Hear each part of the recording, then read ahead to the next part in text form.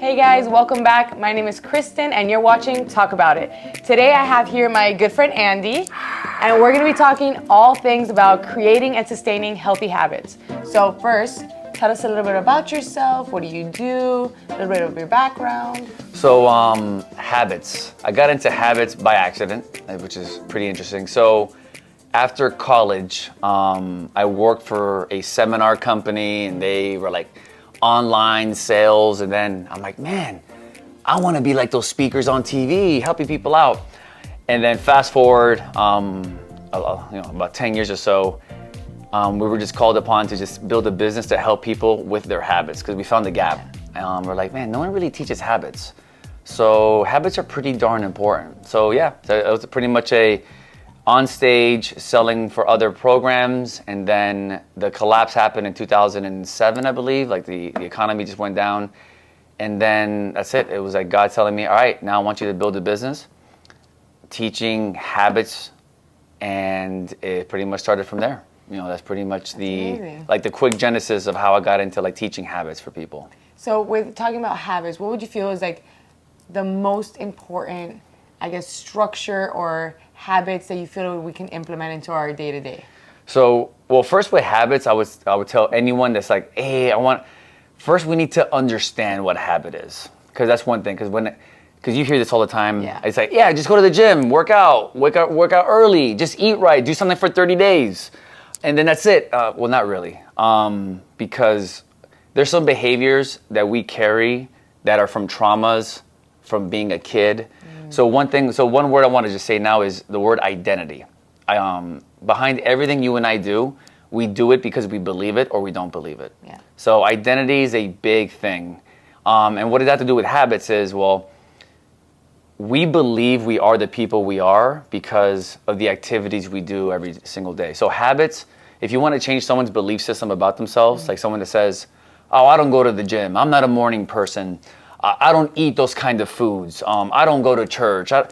If those statements are just simply identity speaking, they believe it or they don't believe it. So if someone's not happy with their physical life, spiritual life, whatever it is, it's simply because they believe it or they don't believe it. It's an identity problem. Yeah. So when we're saying, we help people with their habits, well, we're helping people with their identity is what we're doing. Because how you change someone's belief system is changing their day-to-day activities. So that's where a lot of people are like, well, I'm gonna wake up early and all that. Well, really, it's not really that, because that person who wakes up at 5 a.m. has a belief system of someone that can wake up at 5 a.m. that they've built up over time, type of thing. You asking questions and starting this podcast and starting all this, there's a belief system that you could have subscribed to or not subscribed to, right? You're saying before, you're like, oh no, I'm not someone that usually does this. Those are belief systems, that little voice in your head that says you're good or you're not good at something, right? So you can either decide to do it or not do it. And then this activity, if you're actually building an actual video, your belief system's increasing because now you're getting in the reps. Now you're slowly building a habit, and then over the years, you're gonna look back at this episode and go, oh my gosh, you remember when I was doing this? And you're an all-time superstar podcaster because of these habits you're doing, type of thing. So long-winded answer, coming back with just the way to change your belief system about yourself is to change your habits, right? And then one of the most important habits you can change, it's considered a keystone habit, is physical fitness. Physical fitness habits is one of the strongest habits to first start, because when you start to work out, whether that's working out, doing push-ups, air squats, whatever it is, what tends to follow are other healthy habits. You tend to sleep better. Yeah. You tend to eat better. So that's why it's called a keystone habit, from the book Atomic Habits and all the other books that I've read on science, right? And that's truly the answer. So for those of you listening, what habits should I start? I'm struggling in my life. Well, usually you want to start there. Okay. Is physical fitness habits. Wow, that's incredible. It's number one, It's crazy how much the way you, the physical exercise that you do can really have an effect on how you even think about yourself, how you feel about yourself, just because getting that movement in is so important. So important, yeah. So what are some ways that we can implement that exercise? Would there be a certain time of day? Because I know some people are like, oh, we need to do it first thing in the morning, or they want to do it all the way at night. Is there really a big difference, or is it just about the quality of the movement that we're getting in? Well, yeah, there's a couple answers to this one. First, people are like, oh, you got to wake up at 5 a.m. And it's like, yes and no. It depends on your schedule, if you can actually do that, because is it actually sustainable? Yeah. So what's more important is, what do you do when you wake up? So I would say the most important thing you want to do to make sure you actually exercise is, first, every schedule is different. But for the majority of people, you should be working out. Like I tell people, your physical fitness, your spiritual practice, and your prospecting, because I coach real estate agents, is prospecting, picking up the phone and calling. That should be done before noon. 100%. That should be done for noon. Because if you wait till after 12 to work out, spend time with God, or make your phone calls, if you wait till after 12, 90% of the time, life's going to distract you. Yeah. People are going to pop in, hey, let's go to lunch. Oh, yeah, your mom and dad are going to call you for this or that, and your kids or that. Life will pull you. So if you had to choose between AM or PM to work out or to your spiritual practice, get it done in the morning. Studies will show that you have a higher tendency of getting it done in the morning. So I highly recommend that. And then on top of that, it's having a consistent morning routine. I was about to ask about that. That's the key. Having a consistent morning routine. I was about to ask about that. We see so many times that your morning routine needs to look like this or look like that, or you need to do all these vitamins, and then you have to go and stand in the sun and ground yourself. Yeah. And all these things. We see it everywhere. Everywhere, yeah. What would you recommend would be a recommended morning routine, or what that would look like? To get someone to waking up to, let's just say, from waking up, and it's a 3-step process. I'll just do it real simple. If you wake up in the morning, you're like, Andy, I want to wake up and get to the gym. Wake up and get to my time with God. Wake up and get to prospecting and making my calls. That thing you're doing that you're supposed to be doing. Fill in the blank. That thing you're avoiding to do, fill in the blank. You should have a process of the moment you wake up to that activity. So let's just say it's getting to the gym, right?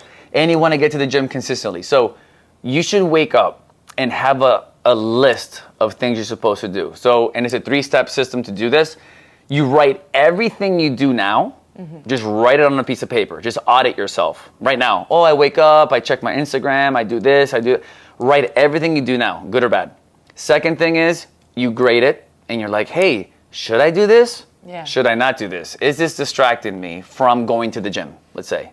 So you grade everything with like good grading, bad grading.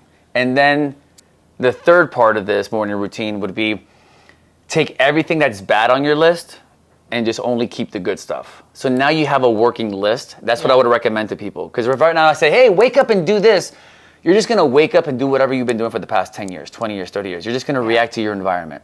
So one suggestion I give listeners is, have a piece of paper that has all the things in there that you're supposed to do, and go through it like a shopping list. And literally read it out loud. And you'll seem like a lunatic, because it's going to be weird. Can you imagine? Yeah. But it's okay to be weird. It's okay. Right? Normal? I think it's good. I think we're all a little weird. I think we all are. It's character. It's personality. 100%.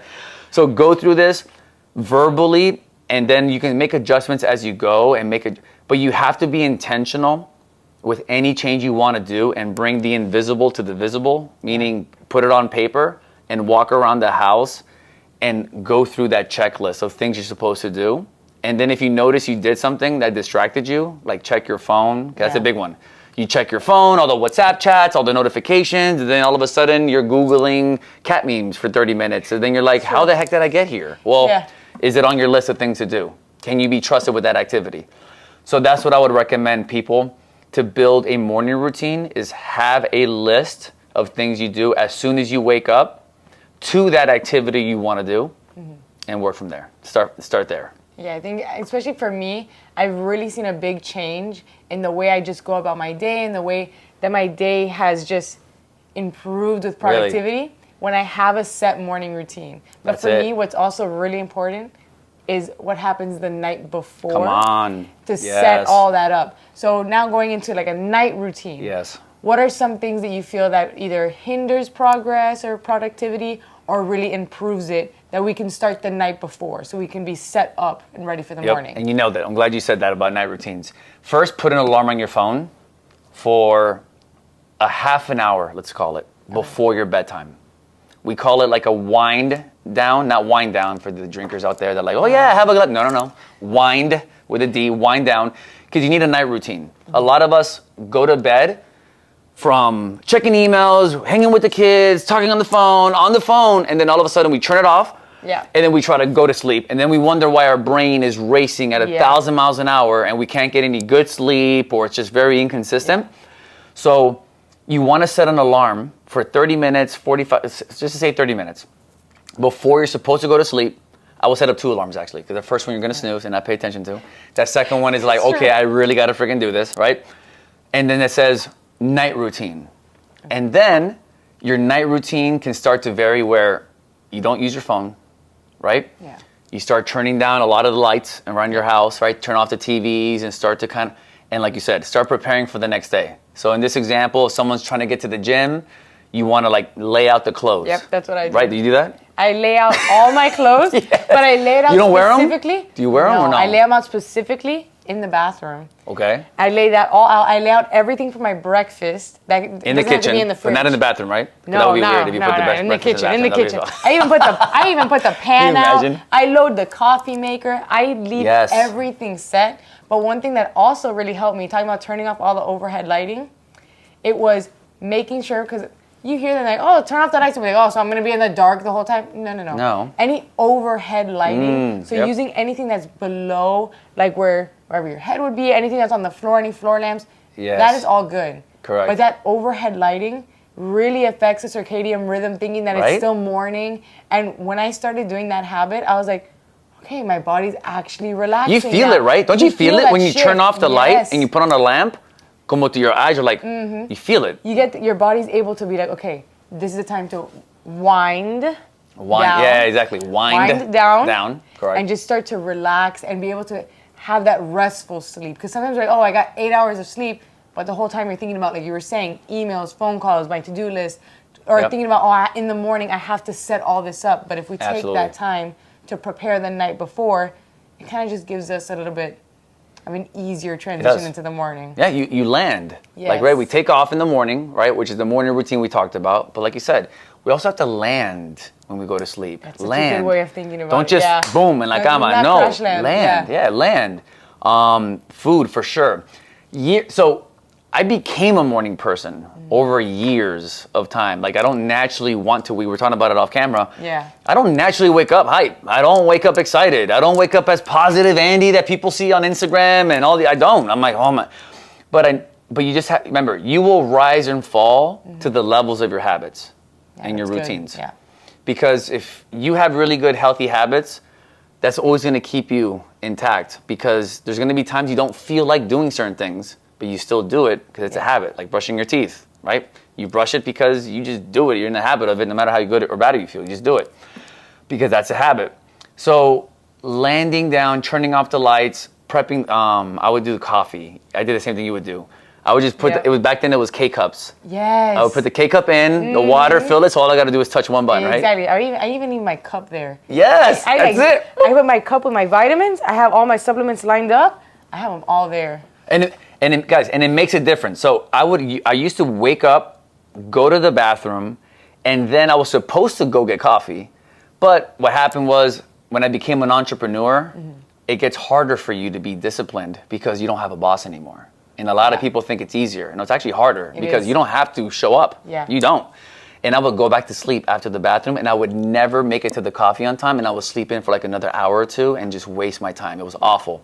And it wasn't until I switched coffee with bathroom, meaning I would go from my room to the K-cup, push the button, and it starts brewing. Then I would go to the bathroom and then I would naturally want to go back to bed.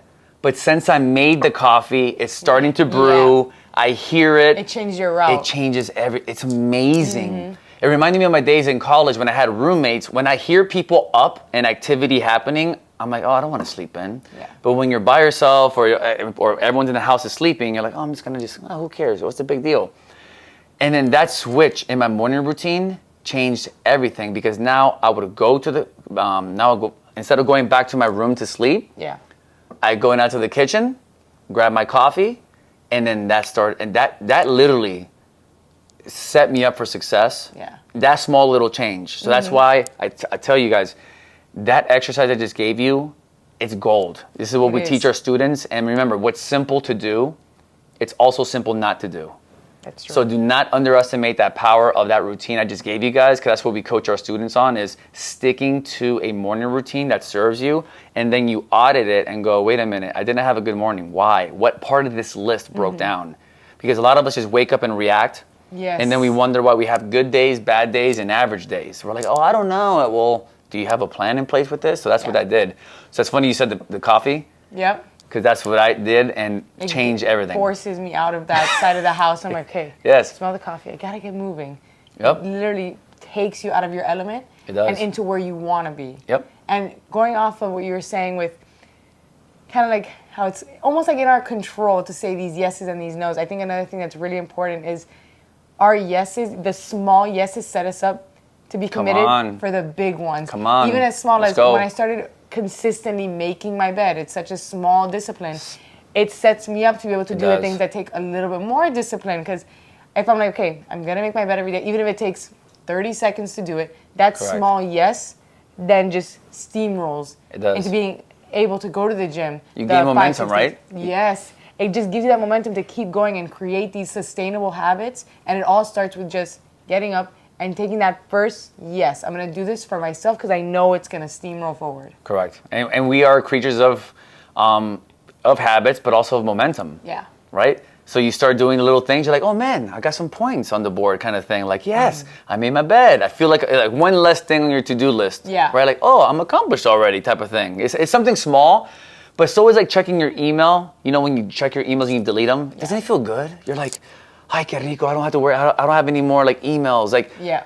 but that's why you have to be very careful, like what you say yes and what you say no to, because you are building habits whether you like it or not. Right now, Yeah. you are building habits whether you like it or not. Right now, the question is, are those habits taking you to where you want to go in life? Yeah.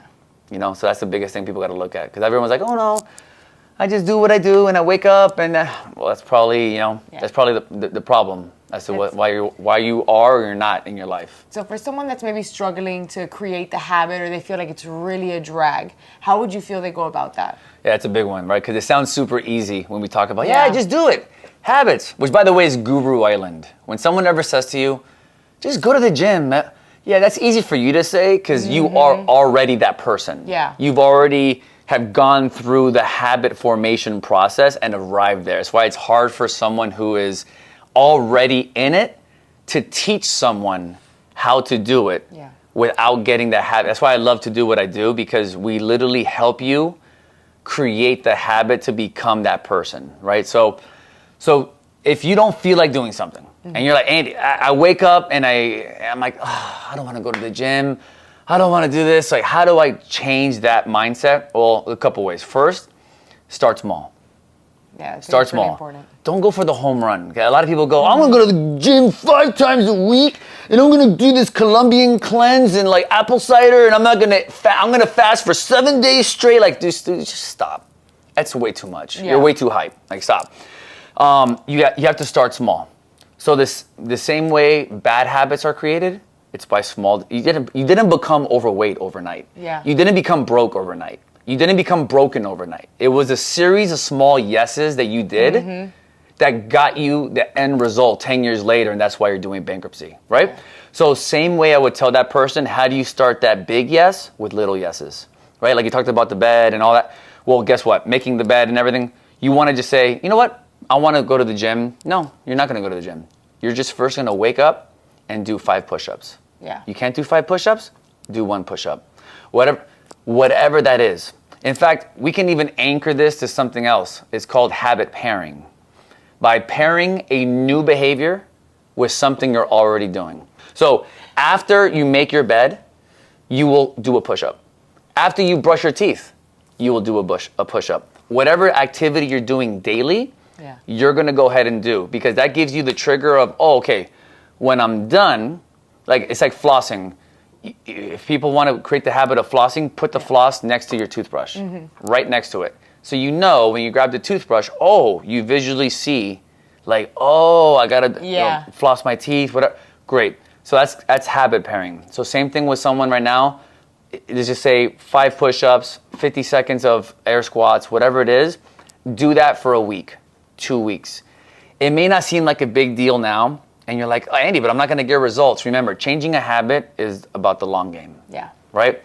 It's about long-term success. It's not overnight success. So you want to slowly say yes to those, and then you can start to increase it little by little and make it 10 push-ups, and then 20 push-ups, and then 50 push-ups. Then you're like, oh man, I'm knocking these out. You know what? Maybe I can go to the gym now, whatever that is. So that's what I would recommend. Anyone that's struggling with a big activity, break it into something small. Yeah, I think so many times we see it like as this big tasks, but if we kind of break it down into simple, obtainable tasks, it just feels a lot easier for us to do, because sometimes the pressure of even doing it stops us from even trying to do the activity. Exactly. We're like, okay, I want to make this change, but the fact that this change takes so much, not going to do it right now, put it off for later. But if we can make those small changes now, once we do get there, it won't feel That's it. that bad. All you want is one chip, right? And then the whole bag is eaten. But start with one chip. You never, that's why good habits and bad habits work the same. Yeah. They do. The same way we overeat,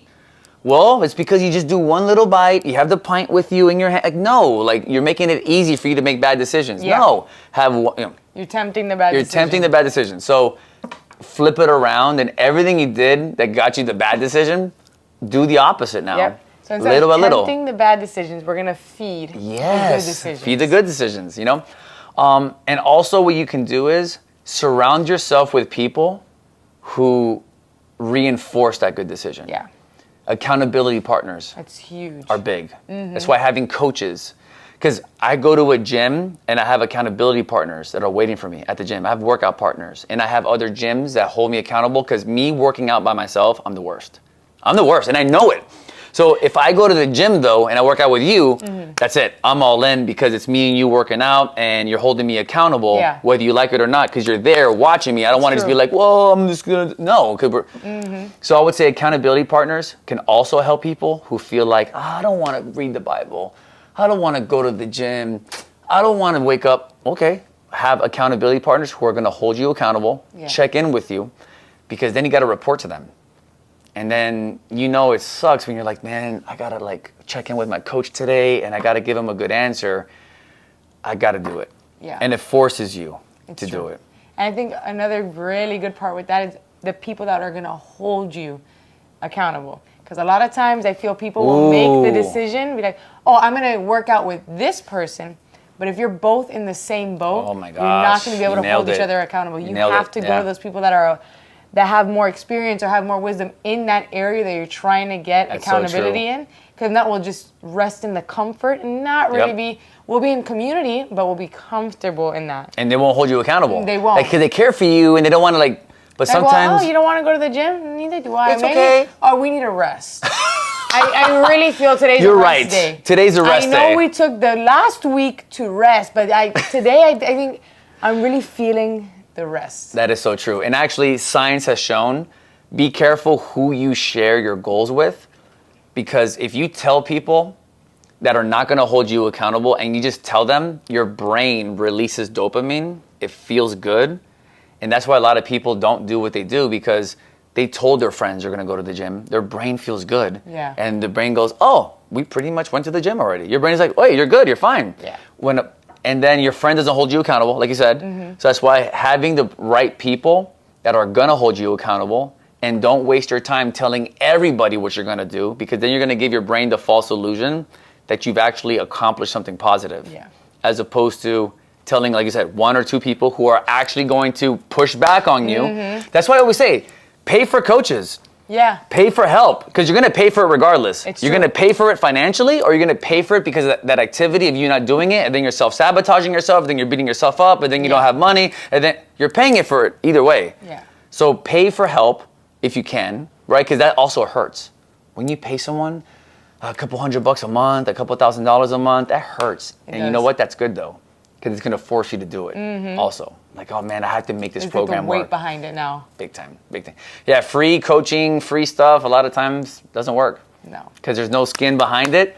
And like you said, you're probably not paying for a professional who's also a professional and helping you who's a professional coach. Yeah. That's another thing. You can hang around people who know what to do, but it doesn't make them a good coach. Doesn't make them a good accountability partner. Because I know a lot of investors, a lot of bodybuilders, a lot of smart people who suck at coaching, who are not good accountability partners. They're not. They're good at what they did. So that's another thing. Starting small, accountability, the right type of accountability, people that are truly going to hold you accountable. That's huge. Yeah. That's really good. That's going to get that little voice in your head that's like, don't do it. It's going to help with that voice. Yeah, for sure. I would recommend everybody take some time to reflect on that. Really think about your morning routine. Take time to do that exercise because I know it's changed my life. It's changed your life. I know it's changed all the people you use coach's life. So, I mean, thank you so much for coming on. It was an incredible time. No problem. We're going to be back with another episode very, very soon. So stay tuned.